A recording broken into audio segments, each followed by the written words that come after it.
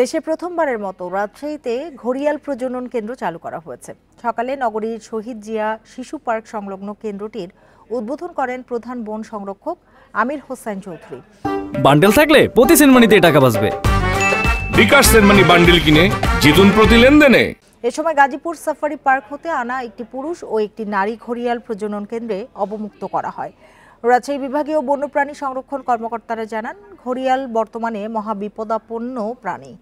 একসময় পদ্মা, মেঘনা, যমুনা ও ব্রহ্মপুত্র নদীতে দেখা যেত। তবে নদী দূষণ, নাব্যতা হ্রাস, অবৈধ শিকারের কারণে প্রজননে ব্যাঘাত ঘটায় ঘড়িয়াল এখন বিলুপ্তির পথে।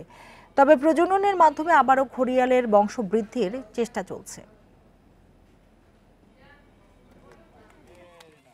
পলিউশন ফ্রি একটি ওয়াটার বডি থাকা দরকার, সেখানে একটি বীজ মতো থাকা দরকার এবং সেখান থেকেও যাতে ডিম কালেকশন করে আমরা ইনকিউবেটরে ফোটাইতে পারি সেই ব্যবস্থাটিও থাকা দরকার। তাই সেইটি আগে কিন্তু আমরা যখন 2015-16 সালে যখন চেষ্টা করেছিল তখন কিন্তু সেইটি ছিল না, বাট আজকে আমরা রাজশাহীর পবায় আমাদের এই যে পুকুরটাতে আমরা এটা তৈরি করেছি।